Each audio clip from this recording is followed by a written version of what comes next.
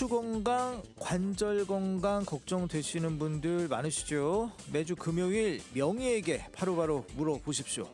정형외과 의학 박사 양혁재 매드렉스 대표 원장 전화 연결되어 있습니다. 원장님 안녕하십니까? 네, 안녕하세요. 네. 예. 오늘은 어떤 주제로 얘기해 볼까요? 네, 오늘은요. 어깨 통증의 아주 대표적인 두 얼굴, 오십견과 회전근개 파열에 대해서 얘기해 보도록 하겠습니다. 그래요. 오십견과 회전근개 파열. 우리 청취자분들 많은 분들 지금 라디오 듣고 계실 텐데 이 관련해서 오십견 내가 오십견 같다, 뭐 회전근개가 파열된 것 같다라고 하시는 분들 궁금한 거 저에게 물어보십시오. 굿모닝 OBS 불금 톡방 게시판 열어놓고 있습니다. 단문 50원, 장문 100원이 드는 샵0999로 물어보시면 우리 원장님이 궁금증 바로 해결해 드릴 겁니다. 원장님, 이제 본격적으로 한번 얘기를 해보죠. 네.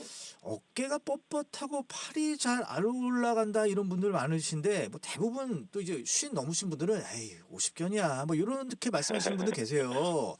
정말 이게 맞는 얘기인가요? 네네, 맞습니다. 이제 종종 팔이 이제 안 올라가면 자동으로 이게 오십견이네 하면서 하시는데 무조건 다 꼭 그렇지는 않고요. 또 50대에 나타난다고 해서 오십견이라고 해서 꼭 50대는 아니고요. 오십견은 정식 명칭은 유착성 관절낭염입니다. 그래서 어깨를 이제 관절을 감싸고 있는 관절낭이라는 조직이 있는데 거기에 염증이 생겨서 이게 염증이 굳어져 버리는 그런 질환입니다. 그래서 마치 어깨 관절에 그 공기를 뺀 진공 지퍼백을 씌워놓은 것처럼 꽉 조여놓게 되면 안에서 움직이지 않게 되는 상태죠. 그래서 특징은 모든 방향으로 어깨가 굳고 또 특히 밤에 특히 아프고 옷을 입거나 특히 머리 감을 때 불편해집니다. 그래서 주로 뭐 나이 드신 50대 분들도 나타나긴 하지만 40대도 생기고요. 60대에도 올 수가 있습니다. 숫자에 속으면 안 됩니다. 그래요. 네. 그럼 이제 회전근개 파열 요것도 이제 앞서 말씀해 주셨듯이 이제 어깨 통증의 주범인데 요건 좀 어떻게 다른 거예요? 오십견과? 이게 참 전문의도 좀 이게 판단하기 쉽지 않은데 아무래도 비슷해 보이긴 하지만 이 원인부터가 참 전혀 다른 병입니다. 그래서 회전근개는 어깨를 감싸고 있는 4개의 그 근육이 속근육이 있는데 거기에 힘줄이 하나가 찢어지게 되면 회전근개 파열이 되는 거죠. 그래서 쉽게 말해서 어깨를 감싸고 도는 마치 안전벨트가 끊어진 겁니다. 네, 그래서 오십견이 마치 어깨가 자체가 굳어지는 병이라고 하면은 회전근개 파열은 움직일 수 있는데 찢어져서 아픈 병이에요. 그래서 움직일 때 어떤 특정 각도, 팔을 뻗어서 좀 이게 뭔가 집으려고 하거나 그럴 때 찌릿한 통증이 오고 특히 또 물건을 들거나 팔을 들어 올릴 때 힘이 빠지거나 또 밤에 또 극심한 또 찢어진 지가 좀 급성으로 오게 되면은 밤에 또 통증이 심합니다. 그래서 물론 움직이기가 특별히 좀 힘들면 오십견이고요. 또 회전근개 파열은 어떤 특정 자세에서 움직일 때 아프다. 이게 또 핵심 차이가 될 수 있겠습니다. 이게 딱 쉽게 설명해 주시네요. 이렇게 움직이기 힘들면 오십견, 움직일 때 아프면 회전근개 파열. 그러면 이 청취자분들 이제 자가진단 또 이게 우리 또 좋아하시잖아요. 우리 청취자분들. 네, 그럼요. 요거 두 개, 오십견과 회전근개 파열 요거 구분할 수 있는 간단한 테스트가 있을까요? 네, 있습니다. 거울 앞에 서서 양팔을 좌우 위아래로 한번 들어보세요. 그래서 모든 방향에서 다 안 올라가고 좀 뻣뻣하면 오십견일 가능성이 높고요. 반면에 팔이 어느 정도는 올라가긴 하는데 좀 옆으로 뻗어서 앞으로 쭉 뻗어서 뭔가 들어올릴 때 찌릿하고 심한 통증이 생기면 요거는 이제 회전근개 파열일 가능성이 높습니다. 그래서 팔을 위로 올리다 일정 각도에서 툭 소리가 나거나 갑자기 힘이 빠지면서 통증이 오면은 이 회전근개 파열을 의심해 봐야 되고요. 간단하게 표현한다고 하면 오십견은 마치 녹슨 문짝처럼 안 움직이는 상태고요. 회전근개 파열은 문짝은 열리긴 열리는데 이게 경첩이 고장나서 삐걱대는 상태라고 생각하시면 좀 비교가 될 것 같습니다. 이거 저 박사님 되게 표현이 되게 적합한 것 같아요. 되게 잘 이렇게 비유를 해주시니까 이해가 쉬울 것 같습니다. 그래요. 그 오십견 그럼 왜 생기는 겁니까? 근데 이게 참 이 전문의 그러니까 저희가 공부를 해도 이건 참 미스터리입니다. 이게 정확한 원인이 없어서요. 하지만 이제 대부분 이제 사소한 염증 반응에서 시작되면서 점점점 악화되는 게 오십견입니다. 그래서 당뇨병이나 아니면은 갑상선 질환 같은 전신 질환이 있는 분들에게 좀 잘 생기고요. 스트레스랑도 꽤 연관이 있습니다. 그래서 스트레스를 많이 받거나 혈액순환이 좀 저하되신 분들, 또 심지어는 또 장시간 어깨를 움직이게 하는 또 운전을 오래 하면서 장시간 운전을 하면서 어깨를 좀 잘 안 쓰시는 분도 영향을 줄 수가 예. 있습니다. 그래서 어깨를 오래 안 쓰게 되면 관절낭이 점점점 쪼그라들면서 유착이 생기고 마치 이제 오래 안 연 서랍처럼 굳어버리는 거죠. 그래서 한동안 좀 어깨를 쓰지 않았다면 오히려 일부러 가볍게 조금씩은 움직여주는 게 예방에 도움이 됩니다. 아, 그렇군요. 그 앞서 말씀해 주셨듯이 이 회전근개 파열은 안전벨트가 끊어진 것 같다 이렇게 말씀해 주셨는데 이거 왜 끊어지는 겁니까? 이게 회전근개는요, 아무래도 사용이 많아져서 이제 나이가 들면서 오랫동안 쓰다 보니까 마모가 누적되면서 스트레스가 쌓이다 보니까 그래서 이제 퇴행성으로 끊어지는 경우가 꽤 많습니다. 그래서 예. 물론 이제 뭐 무거운 물건을 들거나 팔을 갑자기 좀 뒤로 젖히는 동작, 반복적인 어깨를 드는 운동을 원인이 되게 되는데요. 나이가 들면서 힘줄의 탄력도 떨어지고 이 강도가 떨어지다 보니까 가장 큰 원인이 됩니다. 그래서 어떤 분들은 좀 이게 이유 없이 TV 리모컨을 들다가 또 찢어지는 경우도 있어요. 그래서 그래요?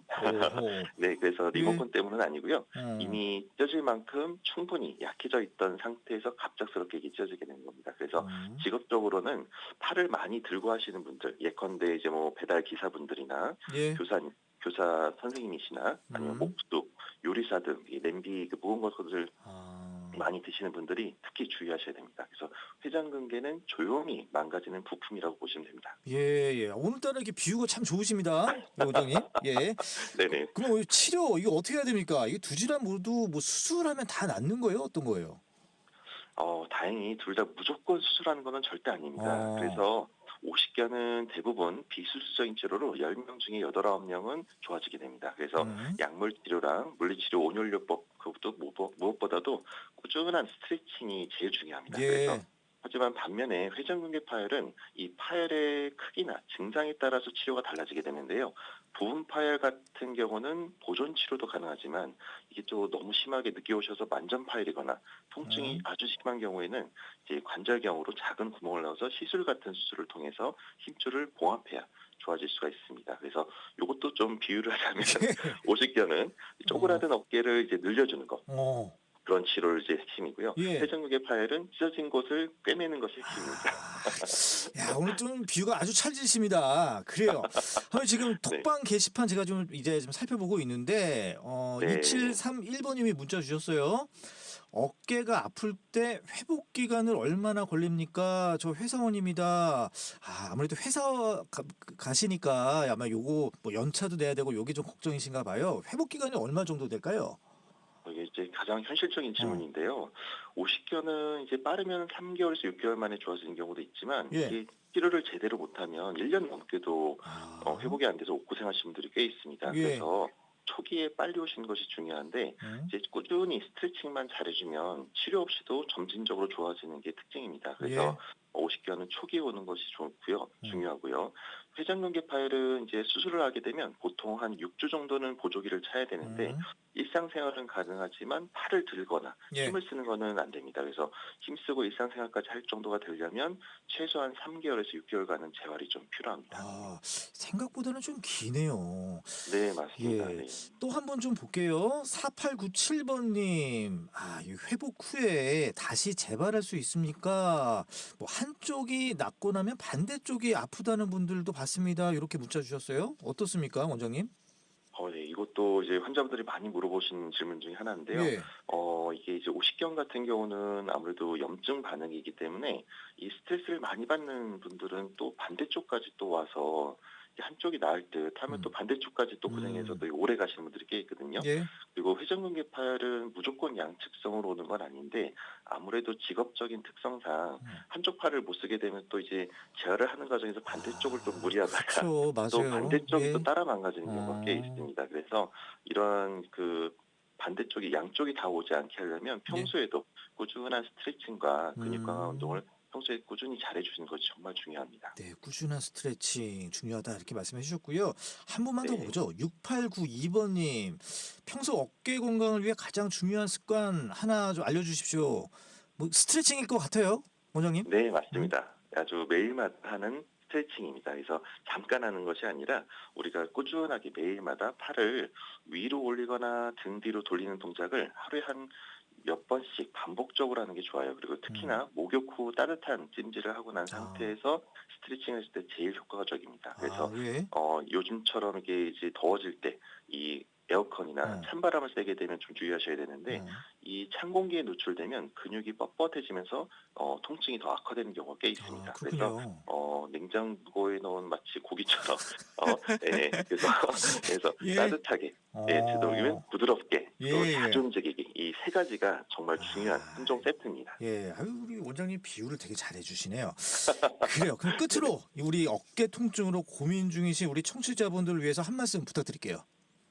네, 참 어깨는 표현을 잘 안 하는 관절입니다. 그래서 아프다고 관절 바로 티를 안 내다가 어느 날 갑자기 이제 못 해먹겠다 하고 파업하듯이 통증을 유발하거든요. 그래서 평소에 이제 관심을 가져야 되는 이유죠. 그래서 어깨를 소중하게 여기고 무심코 넘기는 뻐근함이나 간헐적인 통증도 좋은 초기의 신호 있으니까 무시하지 마시고 병원에 빨리 오셨으면 볼수록 회복도 빠르고 치료도 간단하게 끝납니다. 그래서 참는 게 미덕이 아니라 조기에 알아차리는 게 지혜인 시대입니다. 그래서 내 어깨는 내가 챙겨 오랬습니다. 아, 그렇군요. 알겠습니다. 오늘은 여기까지 말씀 듣겠습니다. 지금까지 양혁재 원장이었습니다. 고맙습니다. 네, 감사합니다.